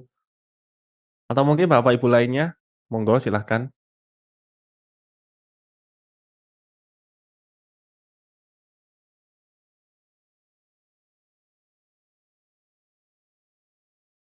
Mohon maaf Bu Rafifa, apa ada gangguan? Sepertinya Pak Sindu mau bertanya lagi nih Pak. Monggo Pak, dipersilahkan. Baik Pak, mau menanya lagi Pak untuk Pak Dani Pak ya, untuk yang terkait dengan materi tadi. Terkait dengan struktur organisasi yang disampaikan tadi itu, idealnya struktur organisasi tersebut itu untuk digunakan untuk operasional day to day saja, atau memang untuk ada satu fungsi yang memang bertujuan untuk yang sifatnya untuk sustain, untuk bertumbuh? Atau sebaiknya dipisah atau gimana? Saya nggak begitu paham, best practice seperti apa? Ya, Silakan Pak Dani. ya kita membangun struktur organisasi memang lebih baik di awal ya. Di awal eh, ada kejelasan. Nanti ke depannya itu ketika kita merekrut karyawan, misalkan dia masih di level pelaksana ya, masih di level staff, dia kan pasti urusannya hari ke hari ya, Pak Sindu ya. Hari ke hari mengerjakan ini. Nah, dengan adanya struktur organisasi yang kita buat, yang secara ideal nih, tadinya kita mikir, oh secara idealnya seperti ini nih, perusahaannya jangka panjangnya nanti perusahaan kita dibangunnya seperti ini. Nah, ketika kita merekrut, itu kan kita merekrut orang dengan skill set tertentu, dengan pengalaman pekerjaan, pasti dia udah punya pengalaman misalkan ya, atau misalkan belum punya pengalaman. Kemudian attitude-nya seperti apa. Ini bisa jadi akan mengubah struktur kita ke depannya, gitu. Karena kita bekerja dengan manusia, ya. Kalau kita bekerja dengan mesin itu udah ada plotnya. Robot ini fungsinya ini, robot ini fungsinya ini, robot ini fungsinya ini. Nah, bisa jadi orang-orang yang awalnya berada di misalkan data analisis, ternyata dia condong masuk lebih cocok ke marketing gitu kan, ke marketingnya atau ke pemasarannya, karena dia tahu datanya, pasarnya seperti apa, dan dia punya ide untuk membangun jalur communication channel yang baik, marketing yang baik. Nah, kalau kita udah punya struktur yang jelas, dan si seorang data analisis ini punya kemampuan yang lebih baik ternyata di marketing, kita tinggal pindahin gitu, tinggal pindahin. Oh, tujuan jelas perusahaan di departemen ini tuh cocoknya untuk marketing. Kamu kayaknya lebih cocok di situ. Coba masuk ke situ. Nah, artinya dua solusi. Pertama yang buat hari ke hari, ya memang itu harus dikontrol setiap hari, memberikan kejelasan kepada pekerja untuk apa yang harus saya hasilkan hari ini. Tapi memiliki visi yang jelas, perusahaan ini mau jadi apa gitu. Dan kamu memiliki posisi di mana yang lebih tepat. Nah, ketika kita interview, ketika kita seleksi, mungkin kita tahu, oh ini sekarang kamu cocoknya di A, posisi A. Tapi waktu kita jalanin bersama, dia juga kelihatan potensinya di posisi B. Nah, kita akan coba negosiasi, coba kamu kerjakan di sisi B gitu, sisi C dan segala macam. Nah, itu ada dua sisi, Mas Hindu. Lebih seperti itu. Baik, Pak Dani, terima Bagaimana? kasih, Pak. Makanya saya bilang tadi, posisi ideal itu kayak nyari jodoh, nyari pasangan. Kalau nyari yang ideal terus nggak dapat, nggak jadi. Yang penting nanti kita kontinya memperbaiki. Atau ada yang nanya tuh. Baik, Bagaimana Pak Pak Dani, Sindu? makasih, Pak. Baik, ini ada pertanyaan dari kolom komentar nih, Pak Dani, dari Pak Abbas Suswadi. Saya bacakan ya, Pak. Assalamualaikum warahmatullahi wabarakatuh. Pak Dani izin bertanya perihal hire SDM freelance, tapi beresikonya adalah tidak bisa jika bagian yang di-develop mengingat keuangan usaha hanya mampu menggaji saat ada proyek atau tender yang dinamis. Monggo silakan Pak Dani. Ya, ya tadi memang saya bilang ke siapa pengusaha jamu nih, ke Mas Ivanka, usaha dulu apa membangun tim dulu. Kalau ada uangnya kita membangun timnya enak. Kalau nggak ada uangnya kita mau ngajak juga, mau ngebayar pakai apa kan gitu ya. Nah, mungkin Pak Abbas juga punya pengalaman sama ya, ke depannya seperti apa. Mungkin sekarang semuanya dikerjain ya, tapi uangnya belum ada. Tapi uangnya belum ada. Nah, kita cuma bisa menggaji dari project atau tender yang sifatnya dinamis. Ini nggak masalah. Karena gini ya, kalau kita ijaroh, kalau kita menggunakan jasa seseorang, karena bekerja itu kan kita meng-hire orang, mendapatkan jasanya, gitu kan, memberikan uang sejumlah sekian untuk mendapatkan jasanya. Nah, saya sempat membuat skemanya seperti ini. Saya butuh butuh menyelesaikan pekerjaan ini, gitu kan. Saya memprediksi kira-kira butuh waktu 1 jam per hari. Ya, dilakukan selama 5 hari turut-turut. Berarti saya butuh dalam seminggu itu 5 jam saja, gitu. Nah, kalau dihitung misalkan UMR-nya di Jogja misalkan 2 juta, gitu ya, 2 juta sekian lah. Dibagi aja ke per jamnya, dibagi per jam. Kurang lebih misalkan 50.000. Nah, misalnya 50.000 atau 20.000 lah sejamnya misalkan. Nah, si karyawan yang kita hire itu bisa jadi hanya membutuhkan 5 jam per minggu. Artinya kali berapa lah? Kali 4 ya, 20 jam kali 20.000. Berarti saya ngasih kamu 400.000 untuk bulan ini dengan pekerjaan yang kita prediksikan membutuhkan waktu sekian jam dalam sebulan. Nah, itu juga jadi faktor kita menghitung berapa jumlah upah yang tepat untuk diberikan ke karyawan. Ya tentu aja kita juga melihat dari kemampuan perusahaan dan pasaran, harga pasaran.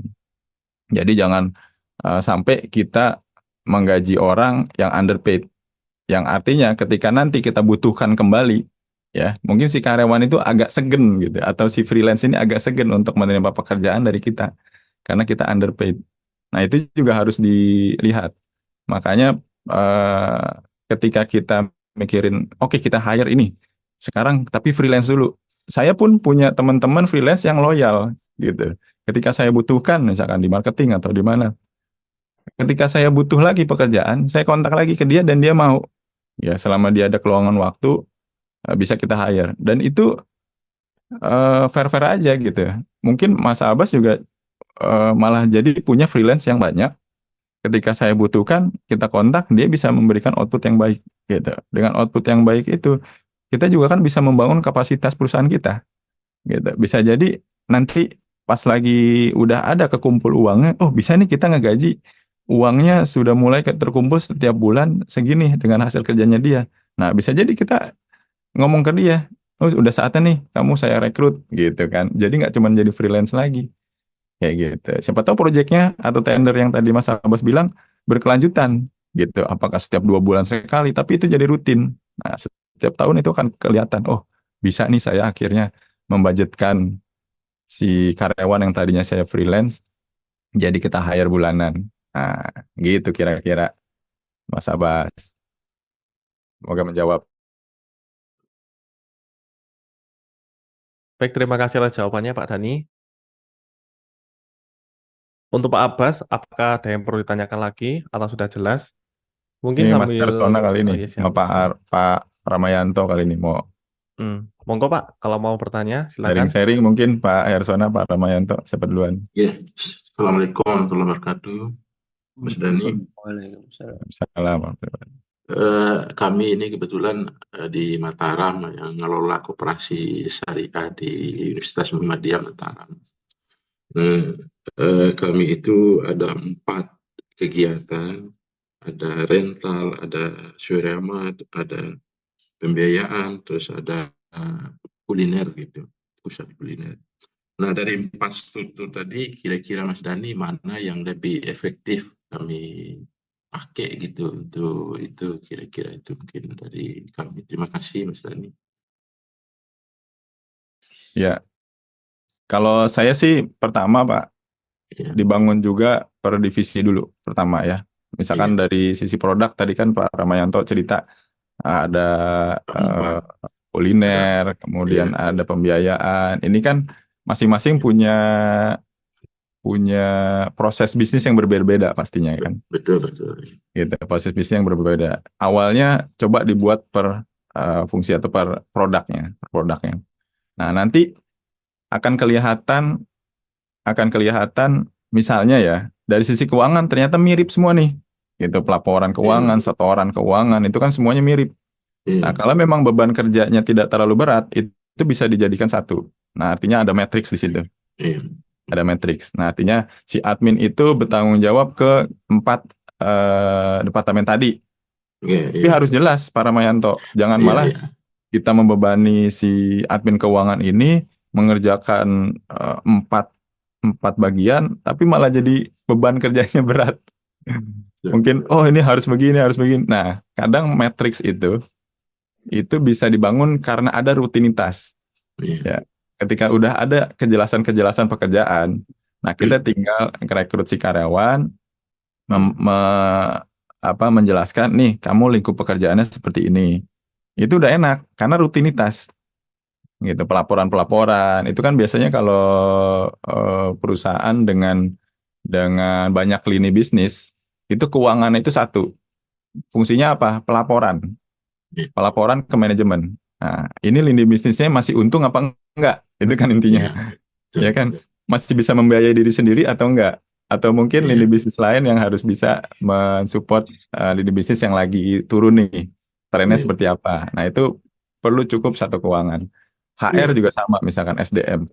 Itu kan setiap bisnis itu yang diurus orang-orang juga, SDM juga. Nah, itu bisa matriks. Gitu.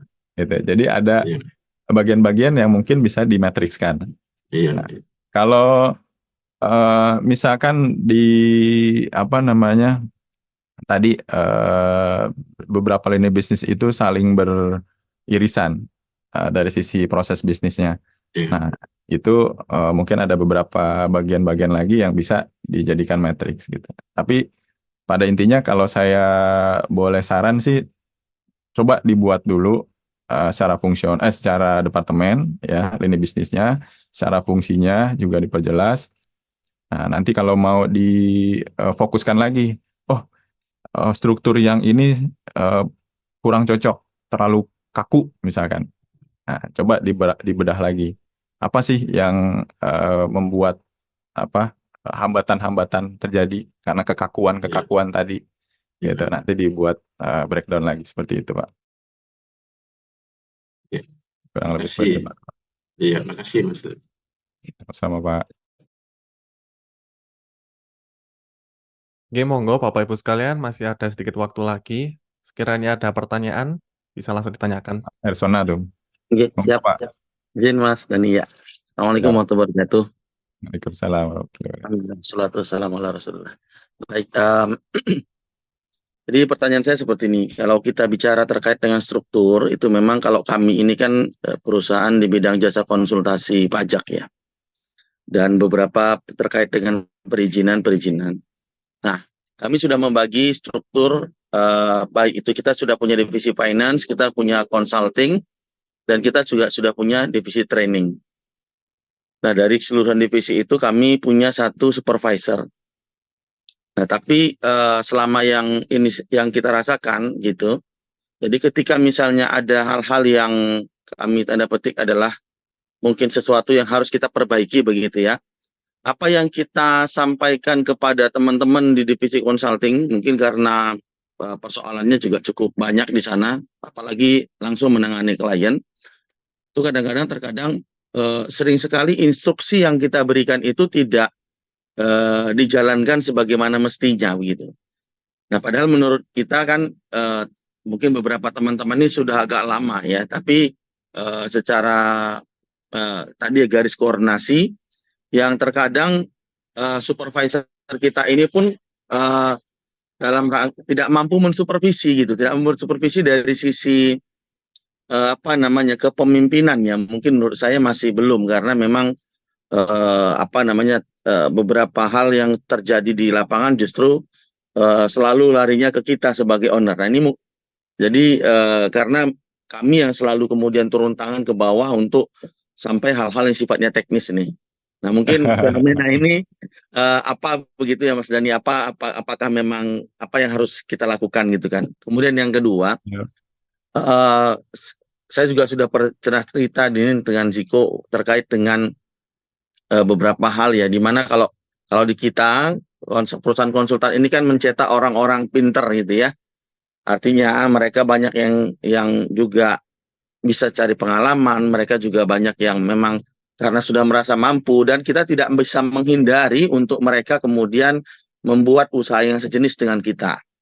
Nah, ini beberapa, jadi sehingga mindset berpikir saya juga kemudian saya rubah gitu. Kalau dulu saya kemudian berusaha untuk menahan-nahan teman-teman ini dengan berbagai ya fasilitas yang kita berikan.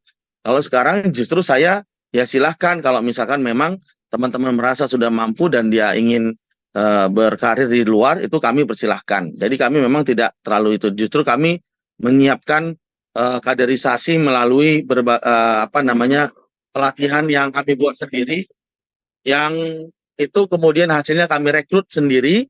Ketika misalnya yang ada resign atau apa begitu, kami sudah punya backupnya gitu, dan itu ya cukup efektif di tempat kita sekarang, karena itu pilihan terakhir saya ternyata berdasarkan beberapa tahun berjalan ini, ketika kita berharap mereka untuk bertahan begitu ya, karena rata-rata umurnya 2-3 tahun Mas Dani, jadi 2-3 tahun itu mereka merasa cukup untuk wah saya sudah punya ini nih, saya sudah tahu nih satu klien kira-kira saya dapat berapa kan gitu kira-kira. Nah sehingga ya daripada saya mungkin bekerja, lebih baik saya buka sendiri sajalah gitu. Nah, itu Mas Dani, itu mungkin persoalan yang kami, dan saya pernah cerita dulu dengan Pak Mario Teguh itu ya, terkait dengan hal-hal yang seperti ini. Beliau bilang ya jangan juga seperti itu gitu, jangan juga kita membiarkan karyawan kita untuk pergi. Kalau begitu nanti semuanya berpikir yang sama dan akan pergi semua, karena memang mereka merasa mampu dan mereka merasa bisa, sehingga mereka harus bisa membuat seperti apa yang kita lakukan gitu. Nah itu sih, tapi saya termasuk ya bersyukur begitu dengan kondisi seperti itu, karena apa? Karena kita bisa mencetak orang-orang pintar gitu ya, yang nanti mereka juga membantu pihak lain untuk menjalankan hak dan kewajiban pajaknya. Itu Mas Dani mungkin dari saya. Mohon maaf kalau ada yang Ya, salah atau keliru. Terima kasih. Assalamualaikum. ya Pak Ersona, makasih. Ini saya jadi ingat ini presentasi saya tadi ya, yang cukup singkat tadi saya jelaskan. Ya Ya. memang namanya senior employee itu mau nggak mau dia akan punya peran besar ya di perusahaan kita ya.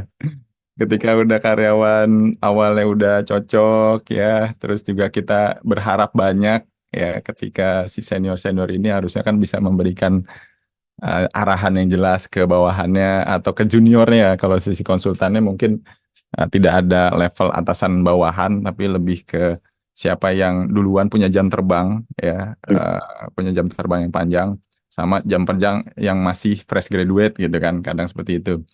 Nah, kalau ternyata senior employee-nya ini nggak bisa memberikan panduan yang jelas, nggak bisa jadi teladan, tidak bisa membangun komunikasi terbuka, nggak bisa ada feedback dan segala macamnya, ini memang kita sebagai owner juga harus memperhatikan aturan-aturan ya, apakah perlu dibuat SOP misalkan. Jadi kejelasan itu bisa terjadi atas bantuan tim kita yang memiliki satu visi yang sama.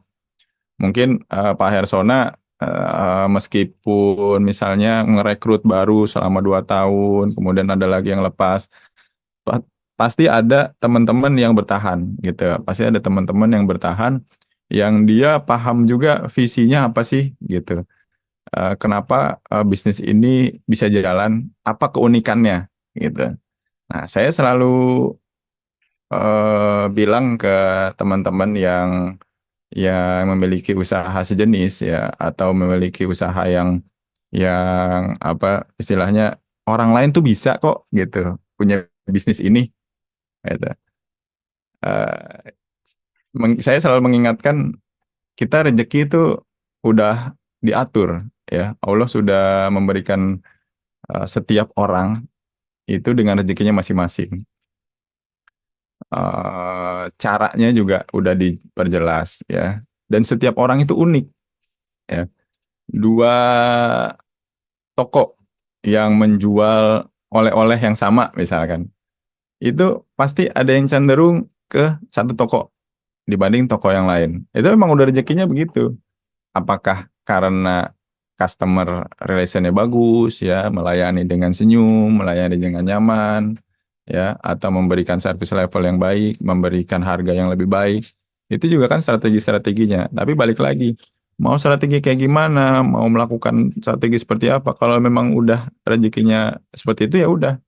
Nah, justru ya saya juga setuju dengan Pak Arsona, dengan melakukan service level yang baik atau employee experience yang baik ke teman-teman yang kita rekrut, senior-senior nanti yang keluar dari perusahaan kita mungkin bisa jadi akan membutuhkan layanan dari Pak Hersona atau dari tim Pak Hersona gitu. Balik lagi akan melihat, oh saya punya hubungan yang baik dengan Pak Hersona, dengan konsultannya. Klien-klien mereka bisa jadi klien kita juga gitu kan. Karena keterbukaan itu, karena melihat oh ada yang diberikan sama Pak Hersona yang nggak bisa diberikan sama tim-tim yang lain. Keunikan-keunikan itulah yang membuat ya salah satu ikhtiar kita gitu, biar apa namanya, membuat kita saling memberikan manfaat lah gitu. Nah, kalau misalkan tadi saya bilang, kalau misalkan ada senior yang dia tidak bisa jadi teladan, tidak bisa memberikan panduan yang jelas, tidak bisa menumbuhkan budaya komunikasi terbuka, tidak memastikan kejelasan komunikasi efektif, ya mungkin memang bukan orang yang tepat gitu. Kita juga nggak bisa mengharapkan lebih banyak kepada senior-senior ini untuk sama-sama membangun perusahaan kita gitu. Nah, merekrut orang-orang yang tepat itu sama kayak nyari jodoh gitu. Kita cobain yang ke sini, wah ternyata agamanya kurang gitu. Meskipun cantik gitu, agamanya kurang gitu kan. Kita meninggalkan karena agamanya kurang gitu kan. Atau ada lain yang baik juga tapi ininya kurang gitu. Kita cari tim yang paling tepat yang bisa ngebangun sama-sama Pak Hersona. Nah, nanti kalau misalkan udah kebentuk, nah nanti akan kebentuk lagi kapasitas kita. Oh ternyata eh, misalkan tadi ada divisi-divisi untuk pajaknya. Ya, permasalahan pajak tuh sebenarnya apa sih? Gitu. Misalkan yang hubungannya sama pelaporannya, ya untuk membuat membuat perencanaan pajaknya, gitu. Nah ini kan kliennya juga bermacam-macam. Coba dipecah lagi. Gitu, coba dipecah lagi. Eh, Kalau saya melihat konsultasi itu memang gimana caranya mengembangkan karyawan-karyawan yang di dalam gitu. Biar dia bisa memberikan manfaat lebih luas lagi, bisa memberikan manfaat yang lebih spesifik lagi gitu. Insya Allah kalau memang dia udah jago dan dia ternyata eh, apa namanya memutuskan membuat lagi perusahaan sendiri, kita nggak akan rugi lah. Kita juga bisa membuat membangun tim lagi yang lain. Kita udah berhasil suatu pencapaian artinya. Udah lulus dari perusahaan Pak Hersona, dia punya perusahaan sendiri. Nah, artinya kalau teman-teman yang kita rekrut dan kita bisa mengelola dengan baik seperti itu, ada lagi lulusannya lagi, itu kan memberikan manfaat juga. Insya Allah akan ada hitungan-hitungan pahalanya juga amal jariah. Seperti itu. Jadi jangan cuman untuk dunia aja kita lihat, wah ntar klien gue diambil nih sama dia gitu. Justru ilmu kita yang selama ini kita berikan ke si karyawan, sampai akhirnya dia punya pengalaman, punya keahlian yang baik, dan membantu perusahaan-perusahaan lain untuk mengembangkannya perusahaan tersebut, bahkan perusahaan juga jadi bermanfaat dengan value-value misalkan ketakwaan, menjaga secara syariat seperti apa gitu kan. Itu insya Allah akan berdampak balik lagi ke kita. Gitu, baik dunia maupun akhirat. Gitu Pak Ersona. Ya, matur nuwun, Mas Dani. Mungkin satu sedikit kalau masih ada waktu, Mas Dani. Siap, silakan Pak. Ya.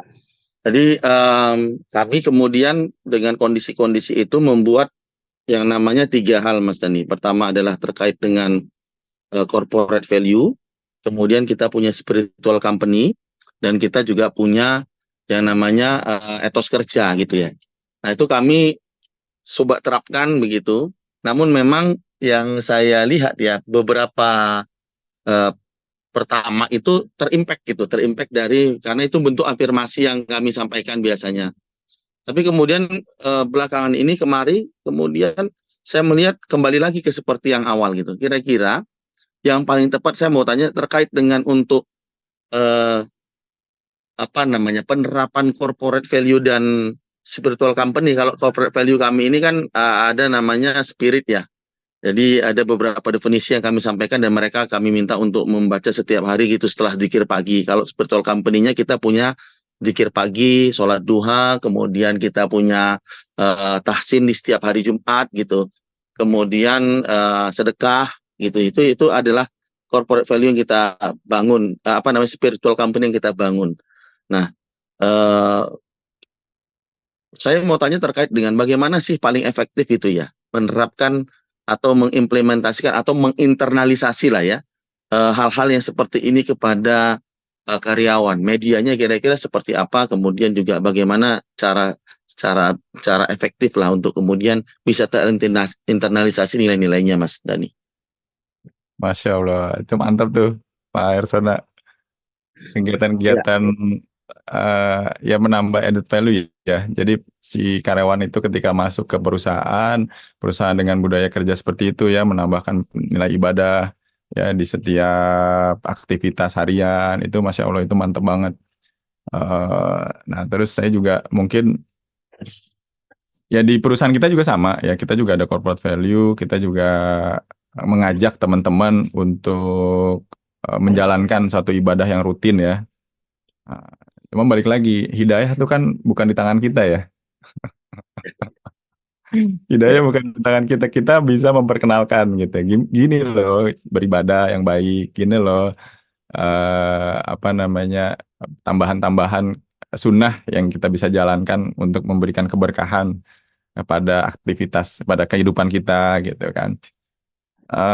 Ujung-ujungnya kenapa sih kalian mau jalanin itu gitu. Kita pertanyakan lagi niat mereka gitu ya. Bukan berarti kita nanya secara langsung kamu niatnya apa gitu, enggak. Tapi itu biar untuk introspeksi mereka sendiri.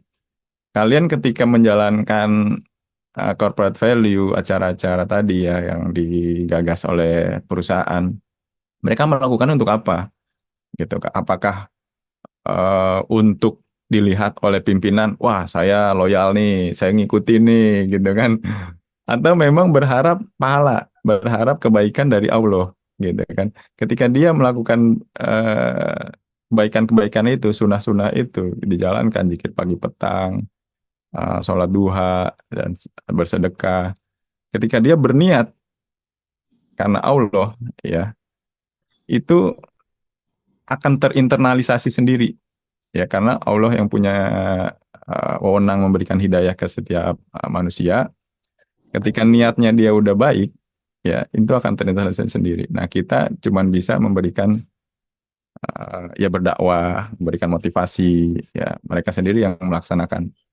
Kayak contohnya ada satu perusahaan yang dia habis sholat zuhur itu ngaji gitu ya. Itu juga bagus.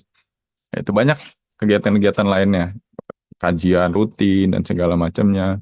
Tapi balik lagi kita sebagai owner itu harus meluruskan lagi niat kita. Kita sebenarnya melakukan seperti itu untuk apa sih? Untuk perusahaan kita atau untuk berdakwah atau untuk memberikan manfaat ke orang lain ya, menegakkan tauhid, menegakkan Islam atau apa gitu. Balik lagi ke situ Pak Hersona. Dampaknya mungkin nggak secara langsung ya. Tapi insya Allah kalau misalnya kita udah bentuk budaya perusahaan, karyawan yang masuk itu suatu saat akan ada yang dapat hidayahnya gitu. Dan dia akan tanpa disuruh aja ya, tanpa peraturan yang jelas, harus ikut duha, harus ikut pengajiannya, harus ikut ini. Itu mereka dengan sendirinya akan ngikut gitu.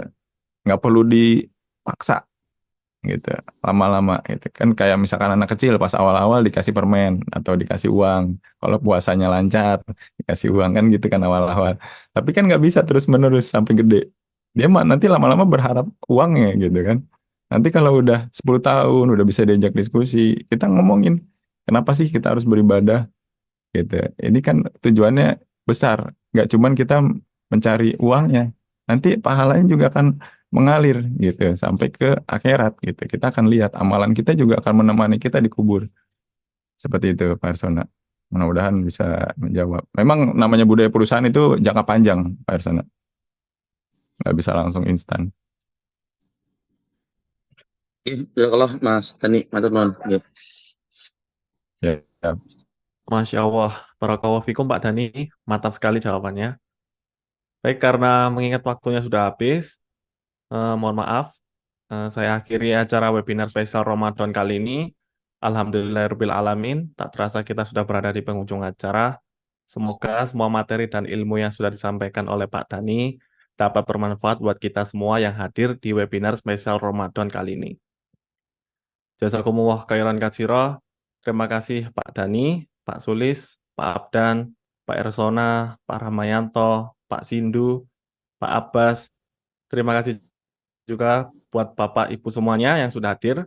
Saya selaku MC mewakili tim Ziko yang bertugas. Mohon maaf jika Bapak Ibu masih ada pertanyaan-pertanyaan, namun karena keterbatasan waktu, pertanyaan tersebut belum bisa tersampaikan. Mohon dimaafkan juga jika ada salah kata dan kekurangan lainnya. Kami pamit undur diri, sampai bertemu lagi di lain kesempatan.